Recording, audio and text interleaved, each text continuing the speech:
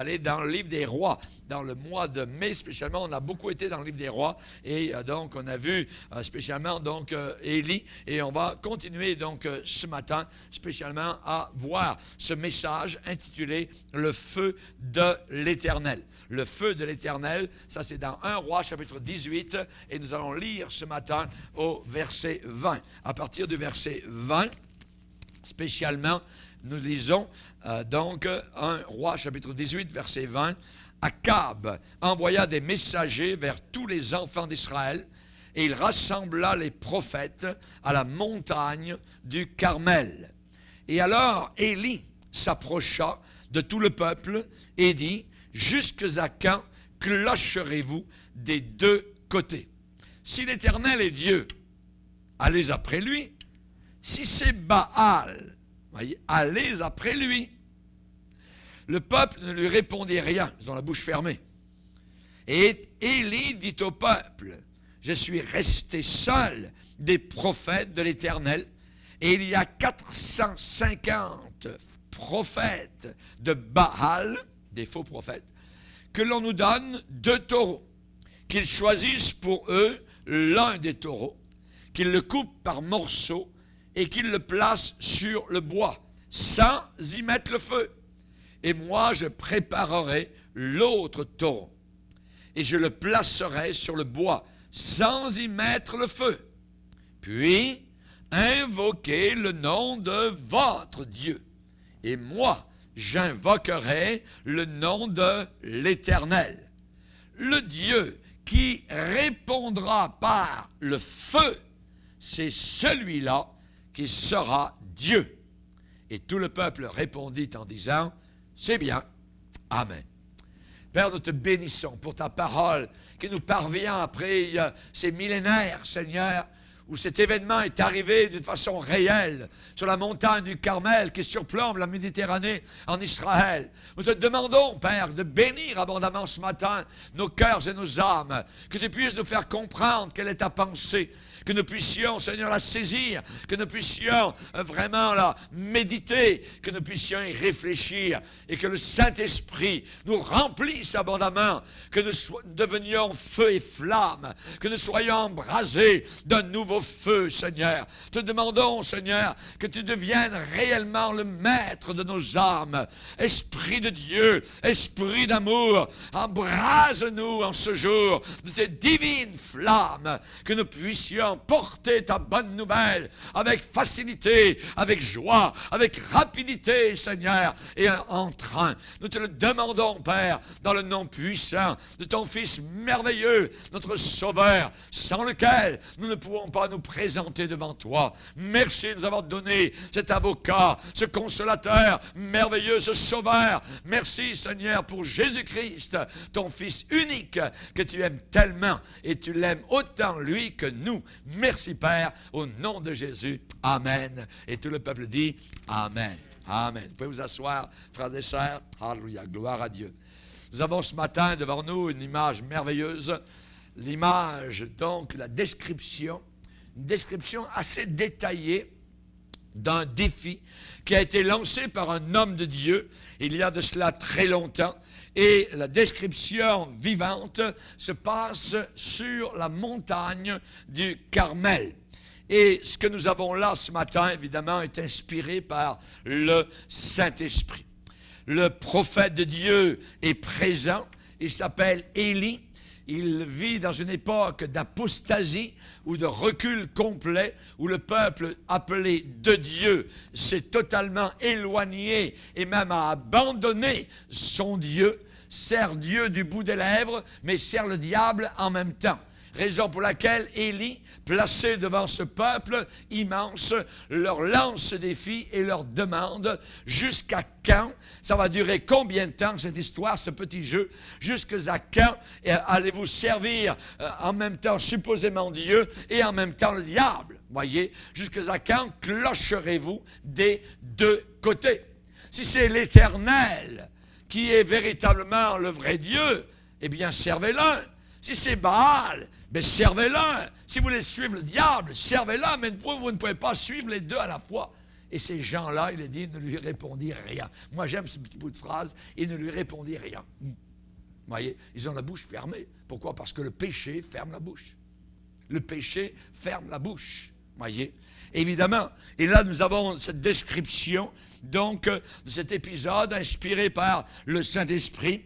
On voit que le prophète de Dieu est là, en présence du roi. Akab, c'est une grande, je dirais, un grand rassemblement. Le défi a été lancé. Ils sont venus. Il y a les prophètes de Baal, les faux prophètes. Il y a une multitude du peuple d'Israël qui est venu aussi, donc, au Carmel. Et vous savez, quand il y a confrontation, spécialement entre les religions, les gens aiment ça. Ils aiment voir la confrontation. Ils aiment voir comment ça va se passer, comment les choses vont tourner. On a cela parfois à la télévision, évidemment, où ça peut arriver parfois qu'on invite un prédicateur chrétien authentique face à des théologiens, je dirais, à l'eau de rose et à l'eau de l'enfer, véritablement, vous voyez, et les gens aiment voir l'opposition. Comment il va se défendre, comment il va répondre, comment ainsi de suite. Et c'est un peu cela, vous voyez, cette confrontation qui s'est passée entre Élie et tous les faux prophètes conduits par Akab, le méchant roi. On se rappelle qui a épousé la reine Jézabel. Donc, Élie est entouré, là sur le Carmel, de 450 prophètes de Baal. Voyez, 450 faux pasteurs qui disent, évidemment, qui parlent de Dieu, mais qui servent le diable. Ouais, imaginez.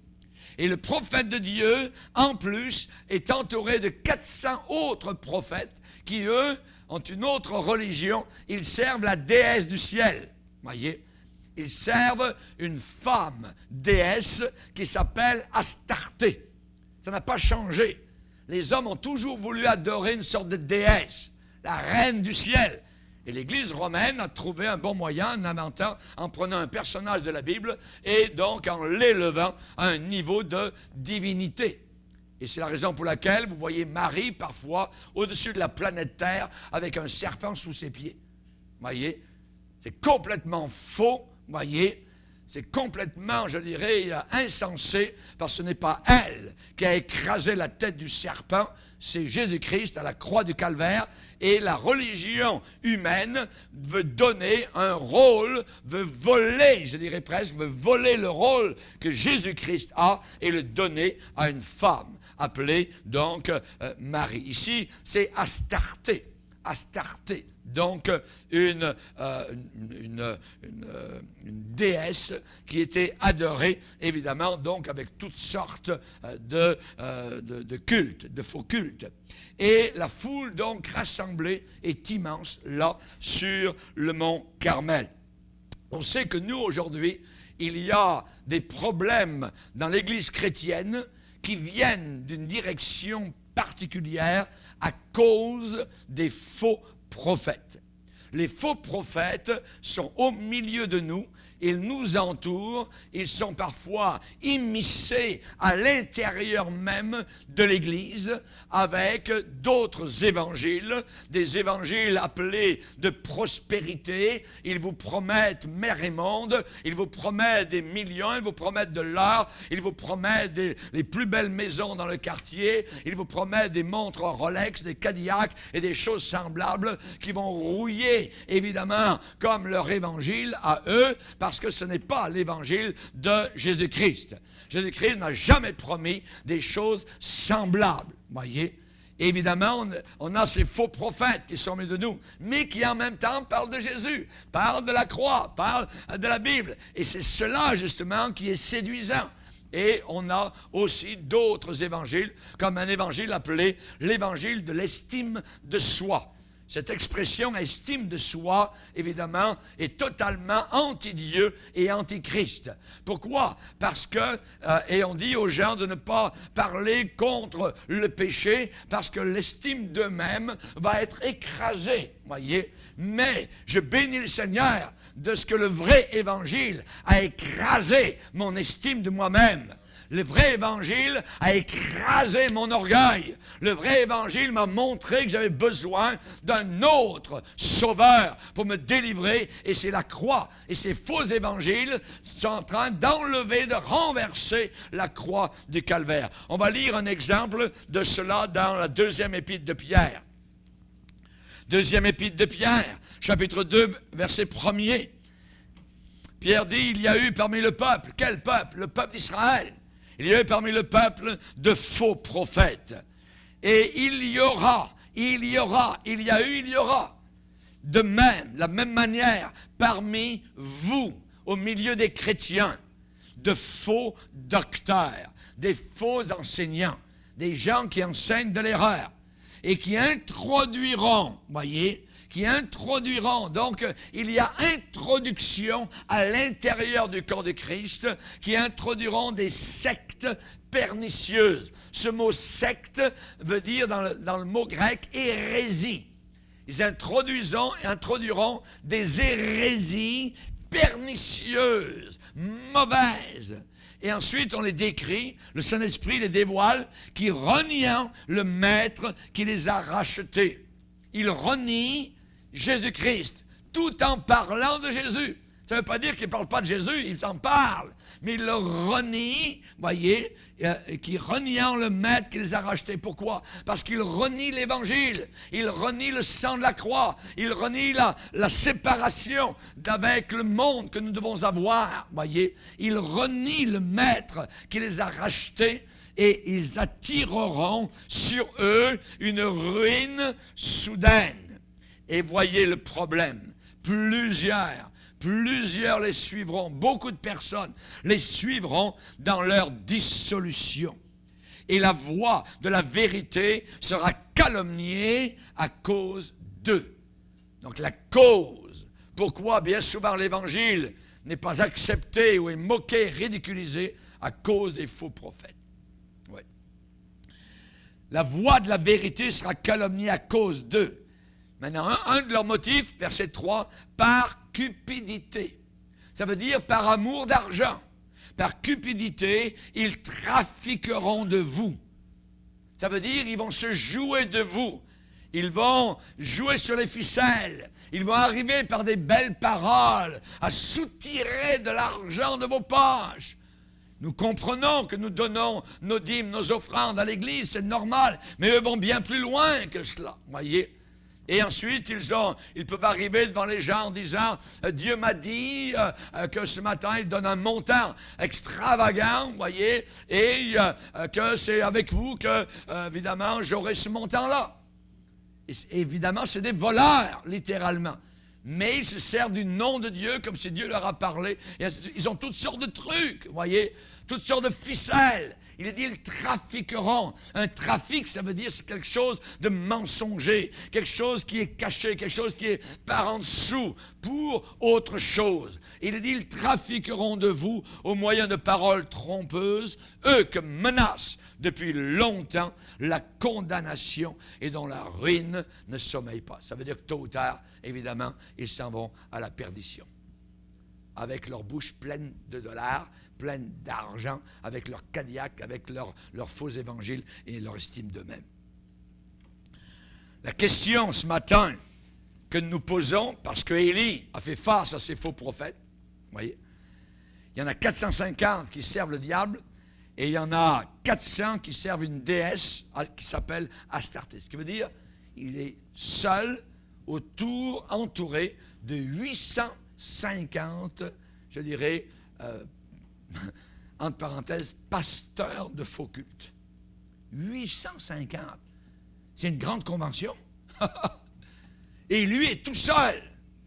Mais l'apostasie est tellement descendue, elle est à un point terrible, qu'il les a confrontés, il leur a demandé de venir. Il leur a dit, le Dieu qui répondra par le feu sera le vrai Dieu.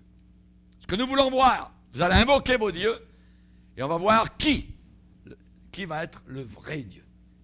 Et le vrai Dieu sera le Dieu qui répondra par le feu. Question, c'est que ce Baal qui a été servi depuis si longtemps en Israël, est-il vraiment Dieu? Ou bien est-ce que l'Éternel, le Dieu d'Israël, dont Élie est le serviteur, est-ce que c'est lui qui est le vrai Dieu? Imagine, les gens ne savent même plus qui est le vrai Dieu, comme aujourd'hui. Puisqu'ils disent, hein, Allah, Jésus, Zoroaster, Bouddha, ainsi de suite, voyez. Et nous arrivons avec Jésus. Et nous disons qu'il est le vrai Dieu.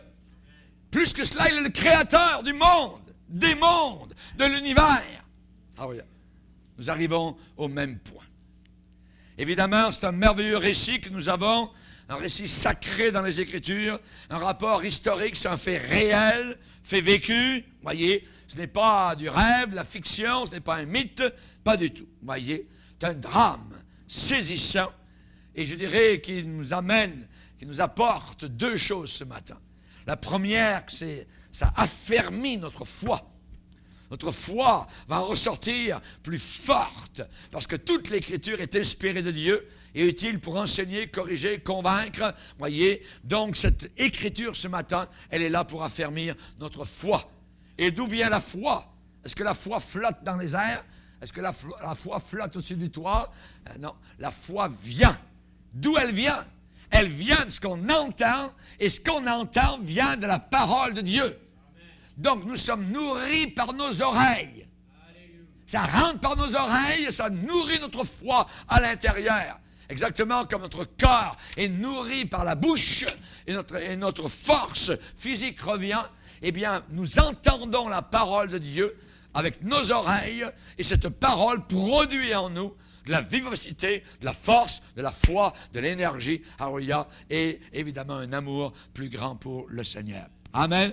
Que notre foi ce matin soit renouvelée, qu'elle soit rallumée, que nous puissions avoir confiance de plus en plus dans le Dieu vivant et vrai, le seul et l'unique. Merci Seigneur. Il est puissant. Que dis-je? Il est puissant. Il est tout puissant. Il est El Shaddai. Alléluia. Le grand Dieu merveilleux.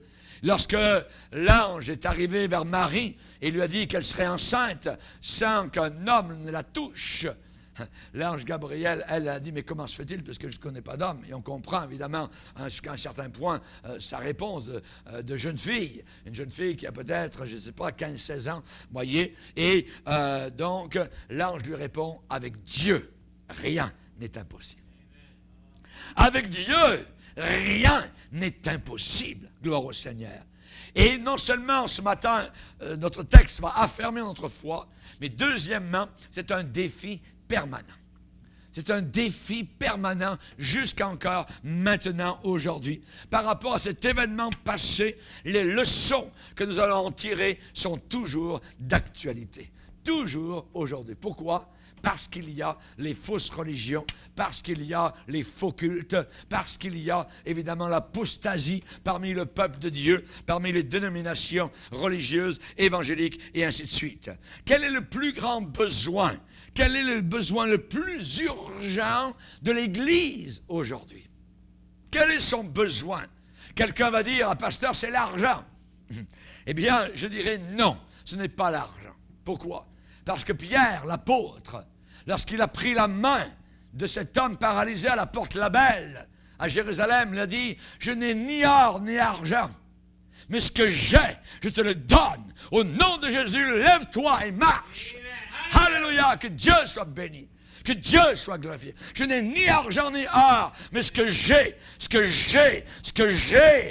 Pierre avait quelque chose. Avons-nous quelque chose aujourd'hui dans l'Église? Est-ce qu'il y a quelqu'un qui nous habite? Est-ce qu'il y a quelqu'un qui nous remplit? Ce que j'ai, je te le donne. C'est un homme de Dieu qui un jour est allé voir le pape. Et le pape lui dit, regardez aujourd'hui, Rome, nous avons l'or, nous avons l'argent, nos moines sont passés dans les villages d'Europe et nous avons bâti cette belle coupole. Hein, nous sommes heureux, nous n'avons plus besoin d'or et d'argent. Et l'autre a répondu, Pierre a dit, je n'ai ni or ni argent, mais ce que j'ai. Il lui a dit, est-ce que vous avez ce que Pierre avait? Est-ce que vous êtes capable de relever les paralytiques? Vous avez de l'or et de l'argent, Mais avez-vous la puissance de Dieu? Ah non, c'est une église apostate, une église prostituée. Chers amis, quel est le plus grand besoin aujourd'hui de l'Église? L'argent, des hommes, des méthodes nouvelles. Dans Jérémie, le Seigneur va dire, placez-vous sur les chemins et regardez. Chapitre 6, verset 16. Demandez quels sont les anciens sentiers. Demandez quelle est la bonne voie. Marchez-y. Et vous trouverez le repos de vos âmes. Il dit, placez-vous sur les chemins, demandez quels sont les nouveaux sentiers. Non. Les anciens sentiers. Les sentiers de la force, les sentiers de la puissance, le sentier de la sanctification, le sentier de la séparation avec le mal, le sentier de la pureté, de cœur, de corps, d'esprit, d'âme, de doctrine. Demandez quels sont les anciens sentiers, quelle est la bonne voie, marchez-y, et vous trouverez le repos de vos âmes. Mais ils répondent, nous n'y marcherons pas. On n'en veut pas. Oh? Dieu dit, j'ai mis près de vous des sentinelles. Soyez attentifs au son de la trompette. Mais ils répondent, nous ne serons pas attentifs. Boc. Ne veulent pas. Ne veulent pas entendre. Ne veulent pas reconnaître des enfants rebelles. Quel est le besoin le plus urgent de l'Église d'aujourd'hui? L'argent, des hommes, des méthodes nouvelles. De quoi Élie avait-il besoin? De quoi Élie avait-il besoin? Il avait besoin uniquement d'une chose, de l'évidence que son Dieu, à lui, était bien vivant. Il avait besoin de l'évidence, que ça se voit. Il avait besoin de l'évidence du Dieu vivant, du Dieu agissant, afin que son peuple se convertissent et reviennent à lui et replacent dans ce Dieu merveilleux toute leur confiance. Son défi a été lancé. Le peuple est là, les faux prophètes sont là, 850, des milliers du peuple, le roi est là. Le Dieu qui répondra par le feu, c'est celui-là qui sera Dieu. Et pour aller vite, on va pousser le vidéo plus loin. Et le feu de l'Éternel tomba. Le feu de l'Éternel tomba. Élie avait besoin de quoi? Du feu. De quoi l'Église a-t-elle besoin aujourd'hui? Du feu de Dieu. Le feu de Dieu, c'est indispensable aujourd'hui. Si vous n'êtes pas enflammé par le Seigneur, vous serez enflammé par le diable. Ce sera les flammes de l'enfer qui vont vous dévorer pour l'éternité. Et il y avait besoin du feu, c'est indispensable. Le feu de Dieu, le feu divin, c'est le symbole de sa puissance et de sa présence. Il est là quand le feu tombe et il est puissant au milieu de son peuple. Rappelez-vous quand Dieu est apparu à Moïse en plein désert. Le feu est venu dans le petit buisson.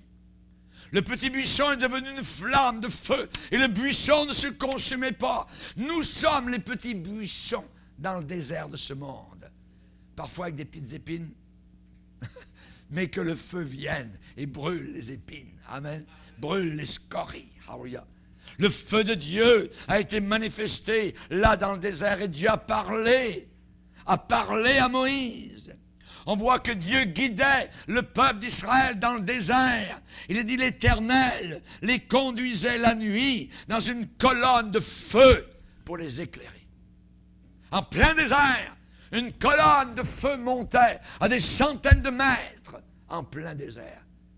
Et au loin, les ennemis, les Madianites, regardaient et disaient « Oh, c'est leur Dieu là-bas qui est avec eux. Une colonne de feu éclairée. Alléluia. Vous n'avez pas besoin de lampadaire. Amen.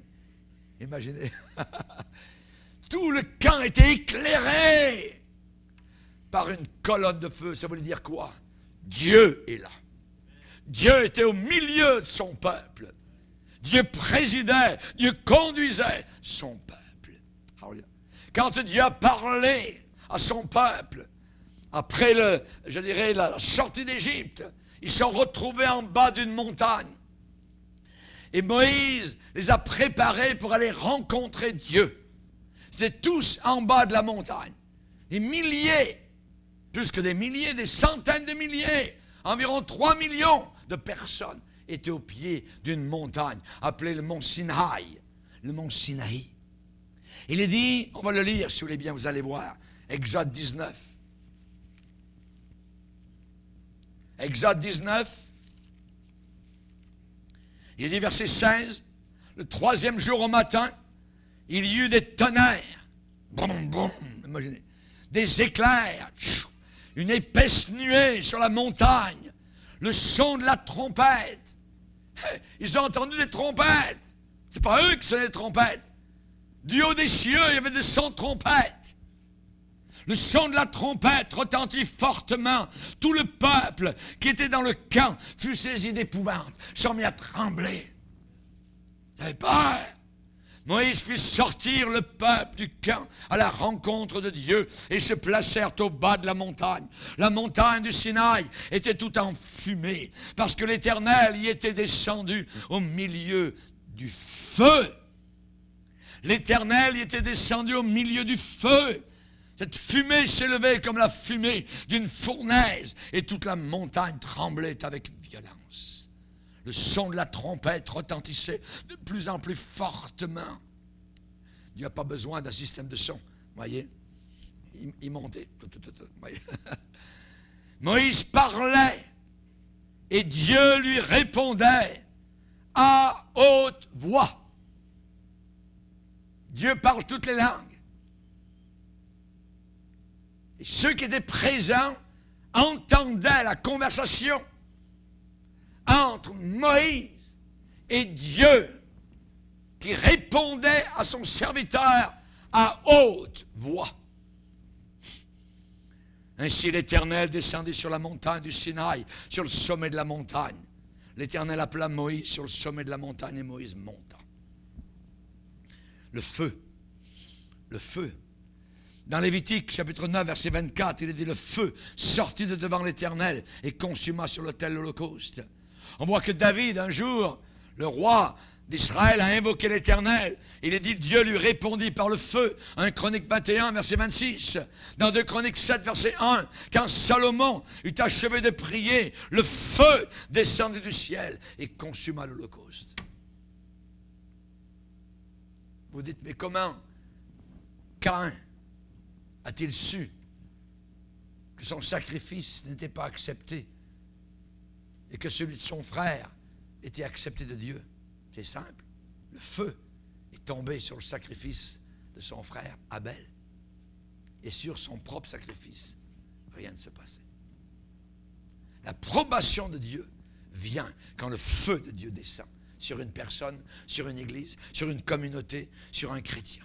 Alléluia. Merci Seigneur. Il est dit que Daniel a eu la vision, une vision merveilleuse, comme Jean l'a eu plus tard dans l'Apocalypse de Jésus-Christ. Et il dit qu'un fleuve de feu sortait de devant le trône de Dieu. Le feu est présent toujours pour représenter la puissance de Dieu et la présence du Seigneur. Alléluia. Jean-Baptiste, alors qu'il prêchait, alors qu'il avait les genoux dans les eaux boueuses du Jourdain, cet homme a dit, qui vous a appris à fuir la colère à venir?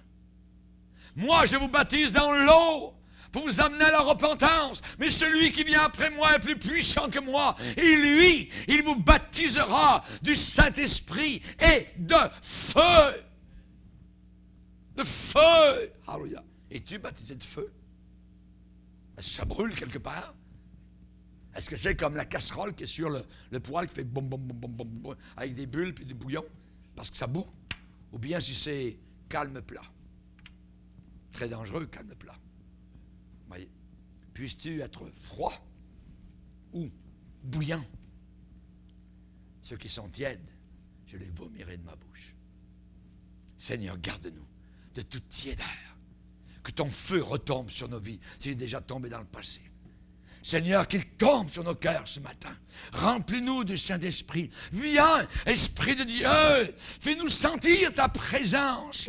Revais-nous de ta puissance et baptise-nous de feu. Esprit de Dieu, baptise-nous de feu. Saint-Esprit de la promesse qui nous scella de ton sceau, dévoile-nous la richesse de l'héritage d'en haut. De l'héritage d'en haut. Alléluia. Rappelez-vous le jour de la Pentecôte. Ils avaient prié pendant 10 jours. Alors, il y a 10 jours en train de prier. Il y a certaines dénominations évangéliques qui pensent que c'était des inconvertis, qu'ils ont été sauvés là, à la Pentecôte. Les païens ne prient pas pendant des jours. C'est déjà des gens sauvés. Mais il leur manquait une expérience merveilleuse appelée le baptême dans le Saint-Esprit. Il dit que le jour de la Pentecôte, spécialement des langues semblables comme des langues de feu.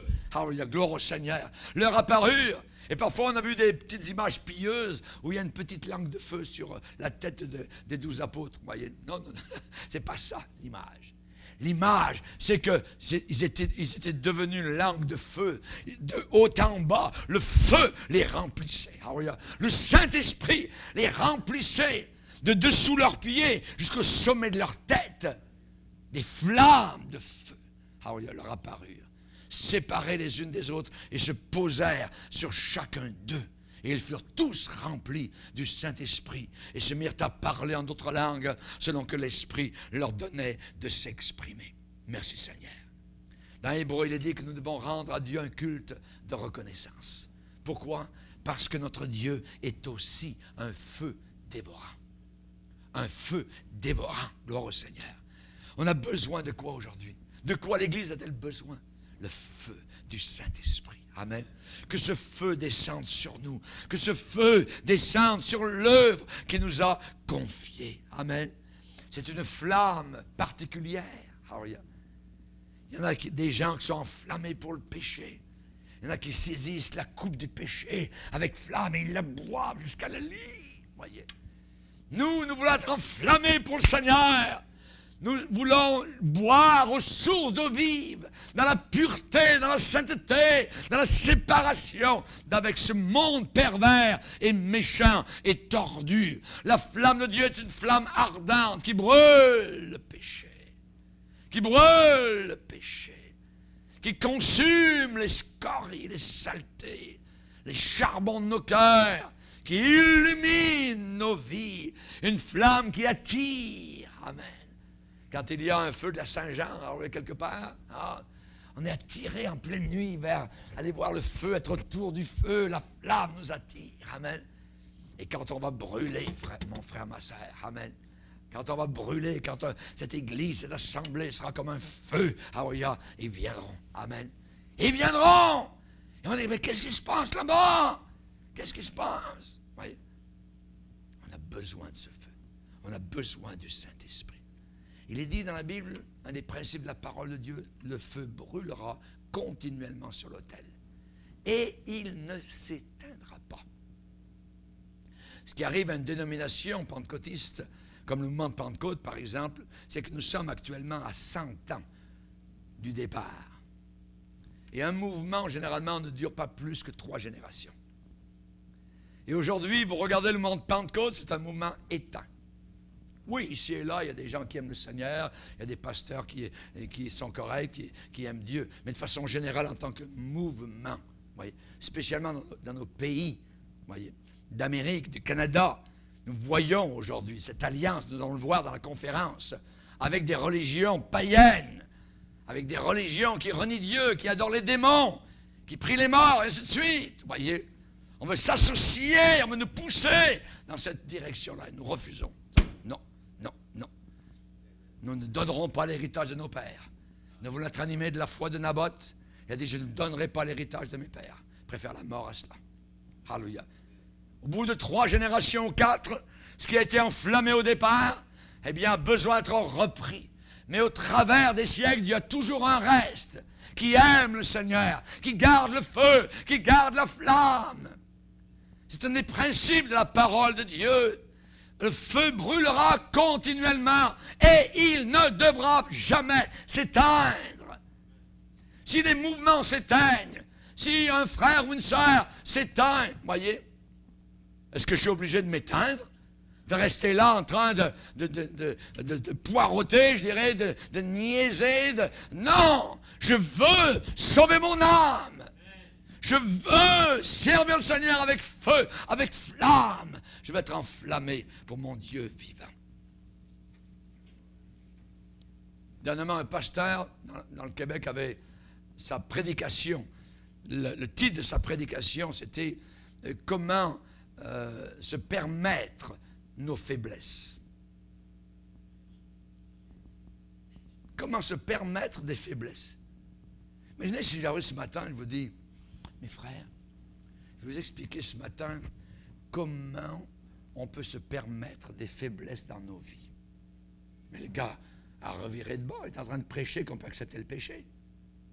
Il est en train de dire qu'on peut accepter toutes nos faiblesses. C'est séduisant, c'est rusé, c'est fin, mais c'est très dangereux. Comme un serpent. Vous entendez le loup, vous voyez ce serpent en train de s'infiltrer à l'intérieur de l'Église.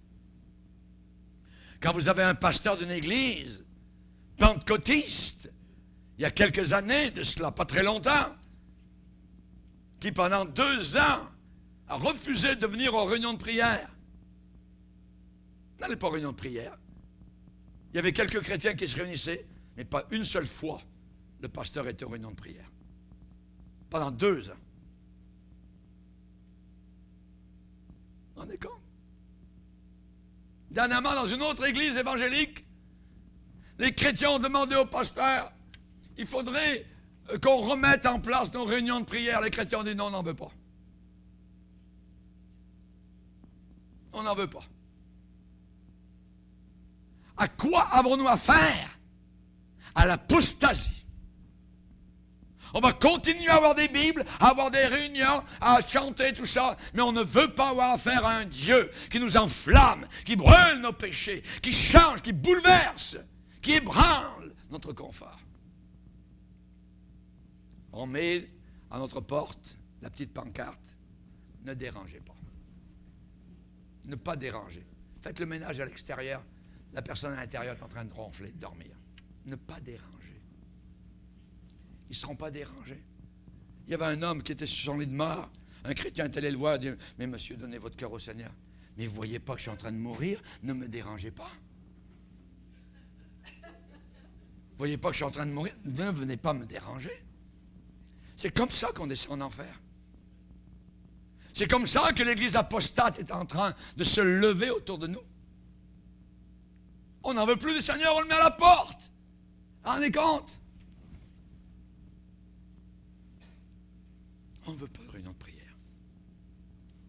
On ne veut pas prier. Le feu brûlera continuellement. Dans un foyer, dans un poêle à bois, essayez de faire du feu, mais n'enlevez jamais les cendres. Jamais. N'enlevez jamais les cendres. Vous allez voir, vous allez avoir un problème quelque part. C'est que ça va monter. Ça va monter jusqu'en haut. Vous pouvez mettre encore peut-être une dernière petite bûche. Dans la Bible, il est dit que pour le lieu du sacrifice, là où on faisait le feu pour les holocaustes, il fallait régulièrement enlever la cendre. Si vous vivez sur le passé, sur les anciennes expériences qui ont été belles, aussi magnifiques soient-elles, c'est bon parfois s'en souvenir, mais on ne peut plus vivre là-dessus. Il faut enlever les cendres de ce foyer qui est notre cœur pour continuer, que le vent de l'Esprit souffle, que la flamme de nouveau brûle et que nous puissions être enflammés du Saint-Esprit. Amen. Amen. Vous m'avez compris, frères et sœurs? Amen. Gloire au Seigneur. Le feu brûlera continuellement. Gloire au Seigneur. Comment l'obtenir? Comment l'obtenir? C'est ce que nous allons voir aujourd'hui. Comment obtenir ce feu? Il est dit, alors le feu de l'Éternel tombe. Mais avant que Élie ne voit le feu de l'Éternel tomber, il a fait différentes choses. Et la première chose, c'est le verset 30 de notre texte. La première chose. Dans 1 Roi, chapitre 18, verset 30, Élie dit alors à tout le peuple, « Approchez-vous de moi. » Tout le peuple s'approcha de lui. Et, notez, Élie rétablit l'autel de l'Éternel qui avait été renversé. Renversé. Ce que le diable a cherché à faire et cherche à faire aujourd'hui, c'est de renverser la croix. Renverser la croix. De retourner à la religion. Retourner aux bonnes œuvres. Retourner, on n'a même pas besoin de Jésus. Voyez? On va chercher quoi? On va chercher la sécurité, on va chercher l'argent, on va chercher ceci, on va chercher cela. Élie rétablit l'autel de l'Éternel. Et l'autel de l'Éternel était en piteux état. Il avait été renversé. Qui pensez-vous qui avait renversé cet autel? Le peuple, qui s'était détourné de Dieu. Eux-mêmes. Ah, on n'a plus besoin de cet autel-là. On ne veut plus offrir des sacrifices à l'Éternel. Aujourd'hui, les gens disent la croix, c'est bien beau, mais on est fatigué du sang. Ça pourrait traumatiser nos enfants. Ça fait 30 ans que j'entends ça. La croix, le sang, c'est dangereux, tout ça. Pourtant, la Bible dit, c'est par le sang de Jésus qu'on entre dans la présence du Père. Le sang de Jésus nous purifie de tout péché. Nous sommes justifiés par son sang. L'aspersion du sang de Christ. Alléluia. C'est le sang qui nous libère. On n'a pas besoin de chercher des thérapies de monsieur un tel, monsieur là-bas en Californie ou quoi que ce soit, ou en Amérique, ou tourner autour de la terre. Voyez. Non. La croix. Il faut la ramener, la puissance du calvaire. Christ a écrasé Satan à Golgotha. C'est là la plus grande victoire de toute l'humanité et du monde entier. Élie rétablit l'autel de l'Éternel qui avait été renversé. Pour préparer la venue du feu, il faut de nouveau venir à la croix pour nous, chrétiens, demander pardon à Dieu pour nos négligences et nos péchés. Amen. Gloire à Dieu. L'idolâtrie, l'apostasie avaient régné depuis si longtemps en Israël. Les autels de Dieu avaient été renversés. Les autels de Dieu avaient été renversés. Donc, il y avait nécessité de les relever, de les rebâtir. Amen. David a dit au psaume 84, « Tes autels, éternels des armées. » Tes autels, la croix. Avez-vous passé du temps cette semaine au pied de la croix? Alléluia. Au pied de la croix. Psaume 43, verset 4. J'irai vers l'autel de Dieu. J'irai vers l'autel de Dieu, ma joie et mon allégresse. Merci Seigneur. À la croix, nous y sommes venus la première fois et nous y revenons maintenant joyeux. C'est là que notre salut a été accompli. On parlera de la croix pour toute l'éternité. Dans les millénaires, dans les siècles des siècles, on parlera encore de la croix. On n'épuisera jamais le fond de l'amour de Dieu qui a été manifesté à la croix du calvaire. Alléluia. Merci Seigneur. Si le Seigneur a repris ensuite la première place dans votre vie, quand cette place qui lui revient de droit, alors le feu de l'Éternel va tomber. Le feu de l'Éternel tombera sur vous personnellement. Le feu de l'Éternel tombera sur l'Église et sur l'œuvre qu'il nous a confiée. Alléluia. Merci Seigneur. Si le Seigneur reprend cette première place, alors il faut qu'il soit en premier. Cherchez premièrement. Premièrement. Ça demande des changements dans nos cœurs. Ça demande que les mauvaises habitudes soient changées. Soient changées. Soyez honnêtes. Est-il le premier? Est-ce qu'il est le premier seulement le dimanche? Est-ce qu'il est le premier le lundi? Mardi, mercredi, jeudi, vendredi, samedi? Qu'est-ce qui occupe le trône de votre vie? Le trône, je dis bien le trône de votre cœur. Est-ce que c'est le Seigneur Jésus ou le moi? Rappelons-nous Jésus qui a dit chercher premièrement. Pourquoi dites-le premièrement? Il aurait pu dire chercher le royaume de Dieu. Il a dit premièrement. Ça veut dire qu'il y a des priorités, il y a des premièrement, deuxièmement, troisièmement, ainsi de suite. Mais en premier, en tête, c'est le royaume de Dieu. Jésus. Cherchez premièrement. Le reste. Ou Dieu est un menteur, ou alors il faut que moi, évidemment, je me mette à avoir ma priorité personnelle. Parce qu'on se dit, ben, Dieu ne prendra pas soin de moi, donc il faut que je prenne soin de moi. Ça, c'est l'incrédulité totale. C'est le Seigneur Jésus ou le moi.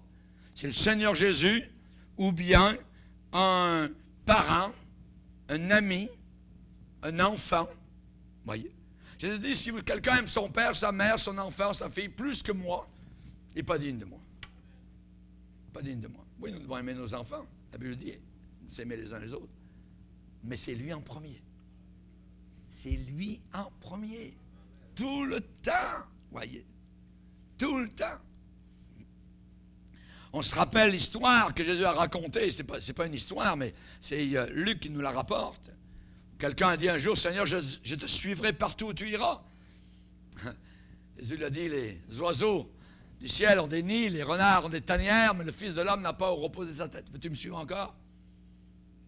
Veux-tu signer là en bas du contrat? Tu n'auras pas à reposer ta tête. Vous voyez? Un autre est venu et c'est Jésus qui l'a appelé, il dit, suis-moi. Ah oui, Seigneur, mais permets-moi, donne-moi une permission d'aller d'abord ensevelir mon Père. Les affections de la famille. Vous voyez, en premier. Il ne voulait pas mettre Jésus en premier. Jésus lui dit, laisse les morts ensevelir leurs morts. Toi, va annoncer le royaume de Dieu. Laisse les morts enterrer leurs morts. Un autre a dit, je te suivrai, Seigneur, mais s'il te plaît, d'abord, prendre congé de ma maison. Jésus lui répondit, si tu as mis les mains à la charrue, tu regardes en arrière, tu n'es pas digne pour le royaume de Dieu. Pas digne. C'est lui jusqu'à la fin. Jusqu'à la fin. Qu'est-ce qui occupe le trône de notre cœur ce matin? On se rappelle l'histoire de Marthe et Marie. Marthe la vaillante, voyez, qui s'occupe, qui nettoie, qui fait la cuisine, ainsi de suite. Puis sa sœur Marie, voyez, possiblement a été délivrée, voyez, peut-être de plusieurs démons. Elle avait mené une vie dissolue, ainsi de suite. Mais elle, quand Jésus est à la maison, est dans le salon tout le temps. Elle, au pied de Jésus, elle écoute Jésus. Et Marthe, elle monte l'escalier, elle descend l'escalier, bing bang, avec les portes claquent, tout ça. Elle n'est pas contente. Qu'est-ce qui se passe? Marie se tourne. Ah, Marthe, qu'est-ce qui arrive? Mais tu vois pas, tu es là dans le salon, tu fais rien du tout, tu devrais m'aider. Hein? Et Jésus répond. Et il dit, Marthe, tu t'inquiètes, tu t'agites, tu vas, ainsi de suite. Mais Marie, ta sœur, a choisi la bonne part qui ne lui sera pas ôtée. Et ce matin, nous avons la bonne part d'être au pied de Jésus, d'entendre sa bonne parole, d'être nourris dans notre âme. Amen. Et si nous voulons le feu de l'Éternel dans nos cœurs, la première chose, il faut relever, amen, relever cette vie de consécration, relever l'autel de Christ, relever la croix, relever le sacrifice, la mort à soi-même, mort à ce monde, alléluia, et marcher de l'avant avec Jésus jusqu'au bout et jusqu'à la fin. Suite de messages ce soir. Amen. Gloire au Seigneur. On va se lever ensemble.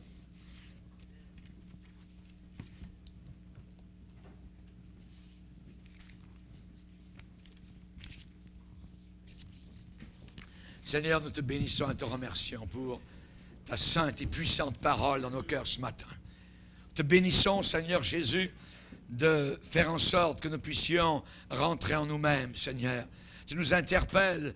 Ce n'est pas uniquement le pasteur Bourgier, c'est le Saint-Esprit ce matin qui nous aide, qui est là, qui veut nous aimer, nous bénir, nous consoler, nous fortifier, afin que nous puissions avoir, Seigneur, le feu de Dieu dans nos cœurs, que nous puissions, Seigneur, t'aimer, te bénir, être enflammés, être zélés, que le zèle de ta maison nous dévore. Alléluia, glorifie-toi, Seigneur. Nous te prions que de nouveau le Saint-Esprit descende sur nos cœurs, nos vies, nos familles, et nous enflamme abondamment, Seigneur. Nous ne voulons pas clocher des deux côtés. Nous ne voulons pas un pied dans le monde, un pied avec l'Église, un pied avec Satan, un pied avec Dieu. Nous ne voulons pas clocher des deux côtés. Nous voulons servir l'Éternel, le Dieu vivant et vrai. Alléluia. Gloire à toi, Seigneur. Amen. On va ce matin venir en avant. Amen. On veut reconsacrer nos vies devant le